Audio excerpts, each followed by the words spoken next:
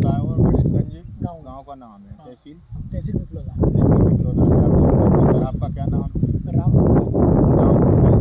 Sir ये आपने लहसुन की खेती आपने की है सर, ये लगभग कितने बीघे की होगी आपकी?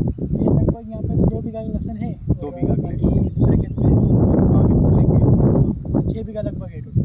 6 बीघा का रकबा आप लगाते हैं, लगाया है। हाँ।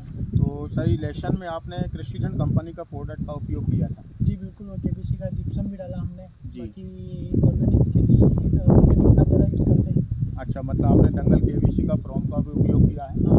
और रूट ग्रो का भी उपयोग किया है। ग्रो का भी उपयोग किया है। जी। बराबर। तो ये सर खाद हमारा जो कंपनी का कृषिधन का डालते हैं तो लगभग आपको कितना ईयरली या कितना समय हो गया? हमको करीबन 5-6 साल हो गए लगभग। 5 से 6 साल आपको कंटिन्यू हो गया? हाँ हो गया। अच्छा अच्छा।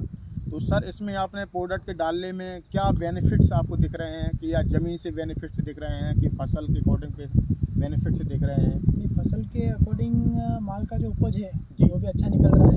अच्छा, और माल का भी खेती उत्पादन जो अच्छा अपन आता है। केमिकल डालते हैं, खेती जो नुकसान पहुंचाती है वो कम हो गई है। अच्छा, ये फायदा मतलब है। आपके खर्च भी कम हो गए हैं। खर्चे भी कम हो गए काफी। और ज़मीन सॉफ्ट लग रही कि नहीं आपको लगती है? बिल्कुल जैसे सॉफ्ट लग रही कल्टीवेटर है। करते हैं। कल्टीवेटर हाँकने करने में लगता है अनुभव है कि मतलब वो थोड़ी सॉफ्ट हो गई है। अच्छा, सॉफ्ट हो गई है। तो इससे ज़मीन को फसल निकलने में भी आपको डिफरेंस लगता होगा। जैसे लहसुन का कंद आप निकालते हैं उखाड़ने में, तो आपको ये टूटने की शिकायत आपको कम आती हाँ, होगी। टूटने की शिकायत कम आती है। सही बात है कि नहीं? तो सर इसमें आपने अभी तक कहीं भी एक भी बॉटल का भी स्प्रे नहीं हुआ?